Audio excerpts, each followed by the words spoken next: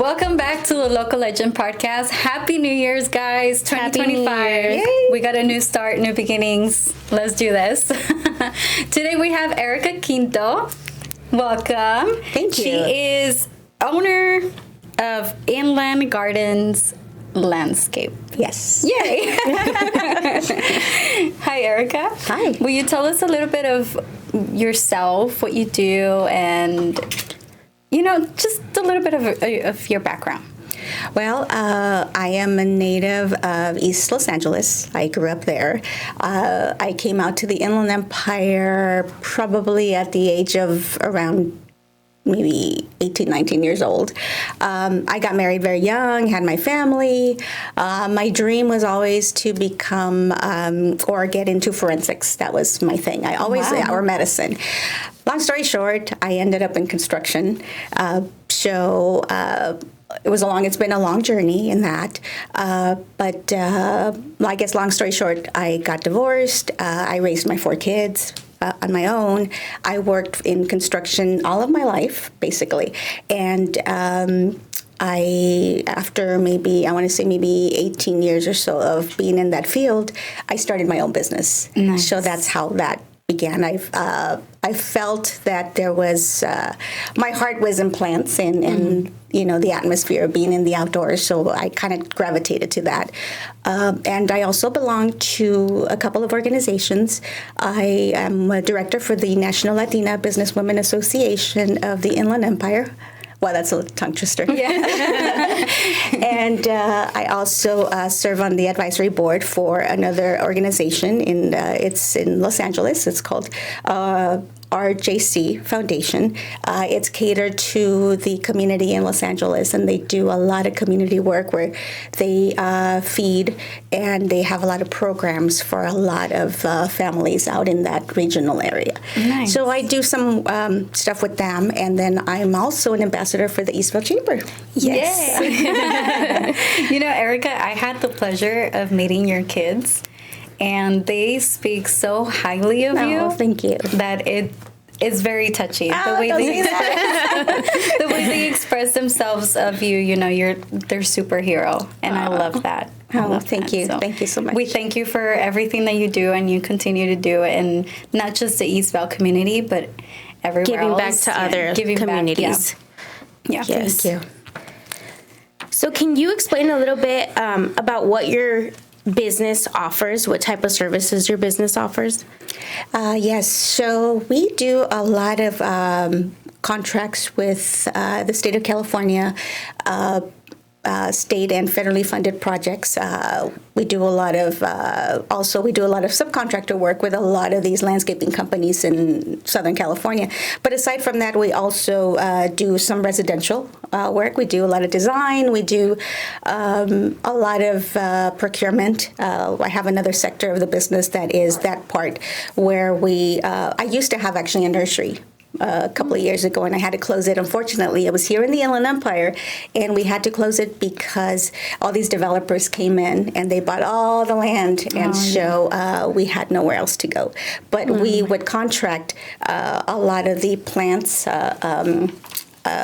for these projects. Like, for instance, we did the 91 freeway, we did the 405 freeway. So along with just growing our own stuff, we would actually hire small businesses within the community, and that's the lovely part of it, is that you're not in it for yourself, but you also do work for to bring that community and other small businesses along so that they can also benefit from this. So we do that, but we do some maintenance work.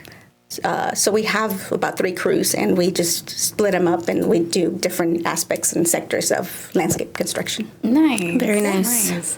By the way, those freeways look great. Some need a little work. So, you mentioned you are an ambassador. Yes. So what inspired you to become a member and an ambassador of the Eastville Chamber? Well, can I say that Harry made me? You were voluntold. No, being in part of other organizations and with the NLBWA, we do a lot of work with the community, with a lot of these small businesses. That particular organization is tailored more into doing a lot of the educational piece of for the small businesses, right? But I learned within that there's a lot of need for support for all the entrepreneurs, especially out here in the Inland Empire. And it's really inspiring to see that, sometimes a story or just connecting with other businesses, what it actually does for them and for you, because it's not just about, giving, taking, right? You want to give, and working with the community and being able to connect with a lot of these other businesses and see what they're doing, what works, what doesn't work. And also, I think the most important piece is when you actually see them succeed and that you're in that circle and that you're actually able to say, you know what, I was able to help them with that little piece of information that made them better and bigger. And because it's all a dream, right? We all have a dream when we start a business, and we never know if it's going to take, or I think small businesses sometimes struggle with thinking, well, are we doing the right thing? Did we get into this because this is something that we were meant to do? Or you second guess yourself. Yeah. And being a business owner is not an easy thing. You have to ride that roller coaster. So it's a really great support group for sure. And I enjoy it very much. Yeah. That's amazing. And I think something that you said reminded me of something that Harry said.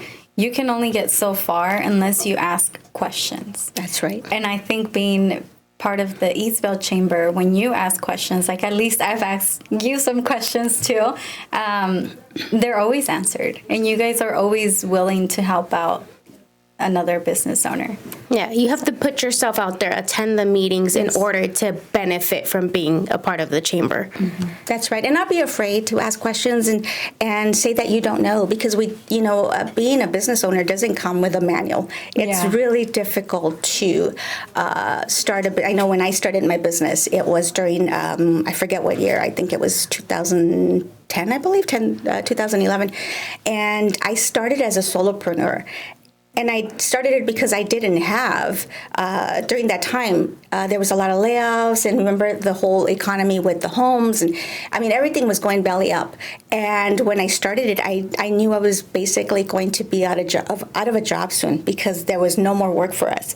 And so, I decided I'm going to go all in and see what happens. And it was the scariest thing, but, even with your eyes closed, you just have to do it. You have to put yourself out there. You take a risk.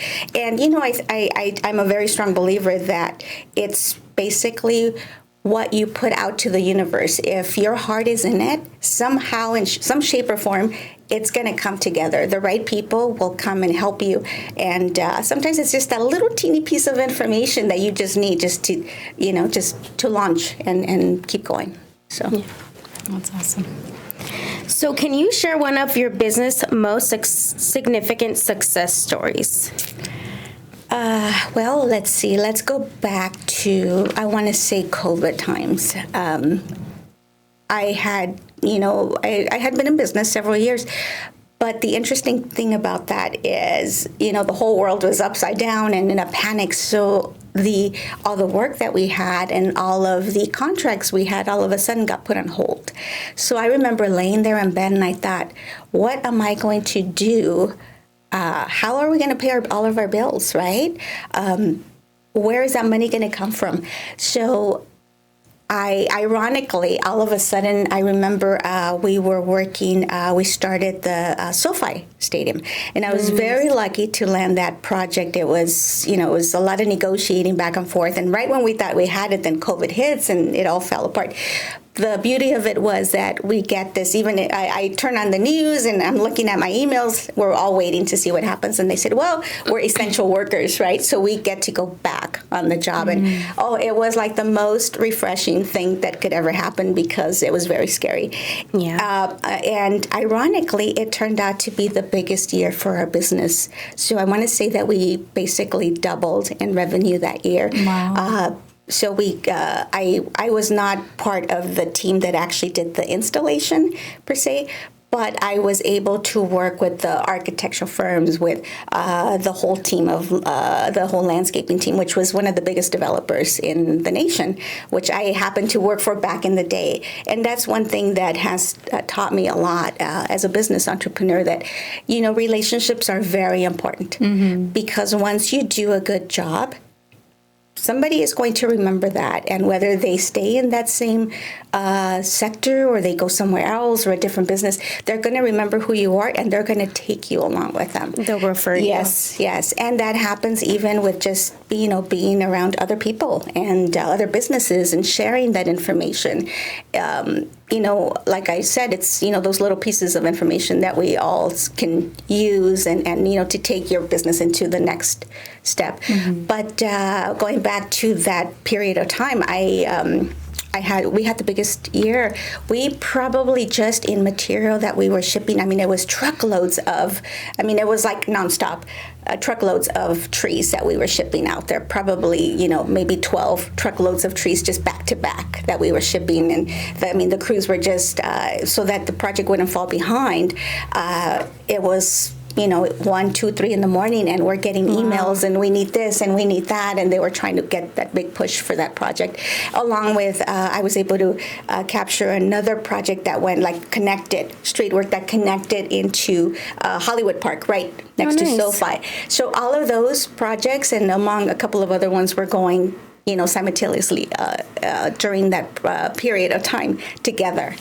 So it was a great year for us. I'm very thankful for that. But I think I was just in the right place at the right time. Yeah. That's amazing to hear, because it's a big project, and that year was very tough for everybody. Yes, something different. So that's really nice to hear. And also, I do want to say that even on the plant material sector, when we were doing all the procurement, we were actually buying materials through the small businesses out here, because there's out here in the Riverside County and in the Inland Empire, there's a lot of nurseries, right? So the beauty of that is that we were able to, I've been doing this for a long time. So I was able to actually connect with all of these smaller businesses and say, hey, do you have this material? We need it now, or can you grow it? Can you have it ready? So it's not that you just come to the table by yourself, but you bring all of these other small businesses along with you, and I think that's like a huge token of the piece of the pie that you don't just slide it all just in one large piece, but everybody gets a little piece of that, and that's important. Yeah, that's very nice. Yeah, that's amazing. I can imagine in your field, because it's mostly men that do that type of work. Have you ever encountered anything that tries to discourage you, or anybody? Oh, yes. Yeah? Yes. Can you tell us a bit? Funny you say that. I think it's, how do I explain this? It's a fine line, right? But when it comes to being in a male-dominated field, and I didn't choose this. That was not my dream. Like I said, it kind of landed on my lap because I needed a job, and that job while I went to school, and then I quit school, was raising my kids, and all that. It put me in that direction. But what I do want to say is that the man that actually helped me and sent me back to school, my heart goes out to him, because, not everybody gets that opportunity. He says, if you want to stay in this field, I will pay for your school, and we will train you. So I was very fortunate that during that time, it was actually really, really devastating time in my life, because I was going through a divorce. My mother had passed away. Then within that period of time, the company closed. It grew so fast that it fell out of control, and so they closed. Wow. So I was out of a job all of a sudden. Yeah. Wow. But all of that training, I mean, my school was my work. They actually trained me in project management, every aspect of construction, and I think that was like the golden ticket. Wow. So what happened was that the men that I worked with, they would take me out to the field, and they were actually, there was two of them that basically took me under their wing, and they would say, look, I want you to go with me, and I want you to listen. I learned so much. I was like a sponge during that time, because I learned that, you know what, men don't really know everything. I don't care what they say. But you know what? They put on such a great show, and they know how to sell whatever it is that they're putting on the table, right? And it's all negotiating. And that is one valuable thing that I learned from, there was a woman that I worked for that actually trained me on the administration part. Her name was Nancy. And I remember her telling me, look, these men, half the time, don't know everything.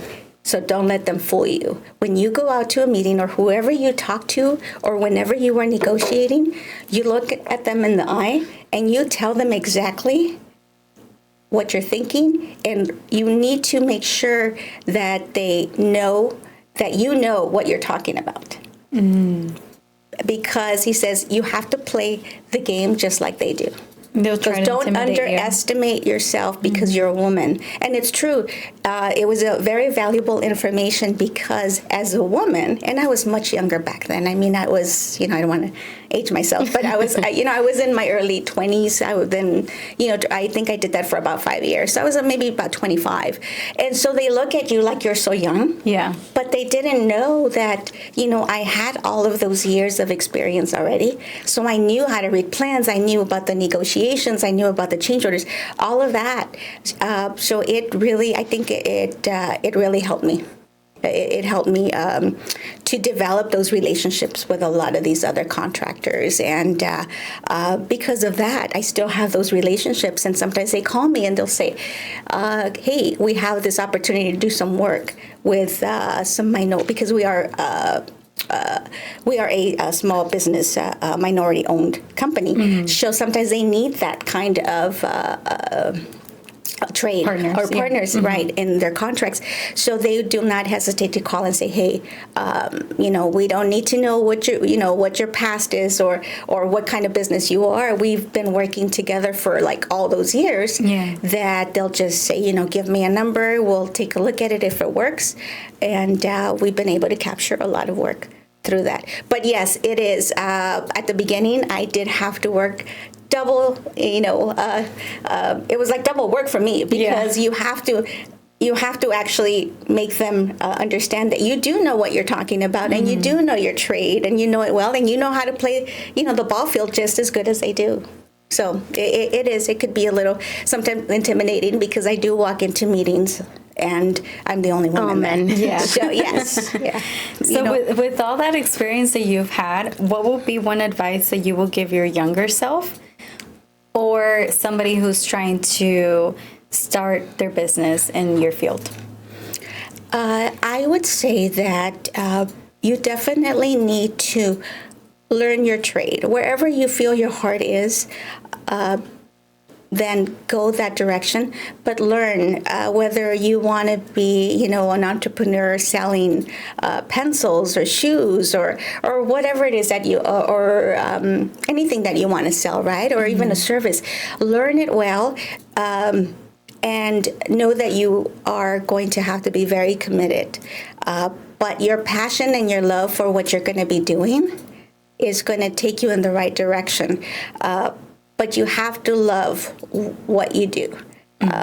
Because if you don't, it's just like working for somebody else. Yeah. And I'm not saying that there's something wrong with working, for somebody else, but if your heart is in it for yourself, then go after your dream, but you really need to feel it from the heart and be committed and be ready to ride the roller coaster, all the waves of the ups and downs, because you're going to have people that don't believe in you, and some people will. So it's just choosing choosing to be around the right group of people and surrounding yourself with the people that are going to empower you and make you elevate you. I mean, that's what I think I would do. Yeah, that's really good. Thank you for sharing those tips. I have one last question for you. How will you describe your experience with the Eastville Chamber? With the chamber, well, I love the people from the chamber. And I don't say that just because I'm part of it, but, I attend a lot of different events, different organizations, not just here in the Inland Empire, but in LA County. And I love that it's become such a tight community, and not just within that circle, but I do see that when new people come, we are very, and I say we because obviously I attend, I try to attend all of the meetings, but we are very welcoming to everybody in the community or outside our community. And I think that's important because we all want to feel like we belong somewhere, and we want to be included. We don't want to be the person that's just, looked at and, people walk away and there is no interaction. Yeah. So we all want to belong, right? Yeah. And for me, and I have to speak for myself, it's brought me some work out here too, and some exposure because the type of work that we do is not like the most common work that or what every entrepreneur does, right? We do work all over Southern California. Sometimes we're in Santa Clarita, sometimes we can be in San Diego, wherever it is. But it has brought some exposure to our company as far as doing residential work out here in the Inland Empire. And I love that, and I love to connect with people. And I love to connect them with other entrepreneurs as well. I think you have to, give back, right? And just to see the community grow, it's just lovely. Very nice. I love that. I love that you're not the only person that has said that about our chamber, and we do try to provide a very welcoming vibe. So we do appreciate you being an ambassador and a part of the chamber, and we also thank you for sponsoring our centerpieces for events. That our previous events, she usually does the centerpieces, and we appreciate that. I love that. And I as much as I love to do landscaping, just doing the flower arrangement, that's like a different aspect of just, it's almost like it becomes a little space for myself to just kind of de-stress. So. Yeah.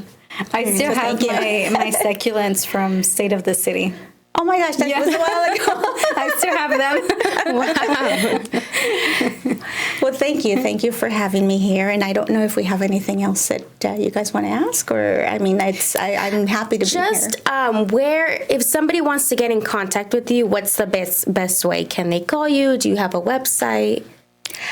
We do have a website. It's inlandgardenslandscape.com, and there is a button there that you can connect with us. You can email us, connect on Instagram, and it's got phone numbers on there. So that's the best way to connect. Perfect. Yeah. Thank you for being here, taking the time to sit down with us and let us interview you. No, thank you. Kind of pick your brain a little bit. Yes, thank you for being here. Thank you. It's a pleasure. Thank you. And Happy New Year. Yes, Happy New Year. Well, thank you all for watching today. We hope you can like, share, and subscribe this video. And if you are interested in becoming a chamber member, be sure to reach out. You can call us, email us, or check out our website. Thank you, guys.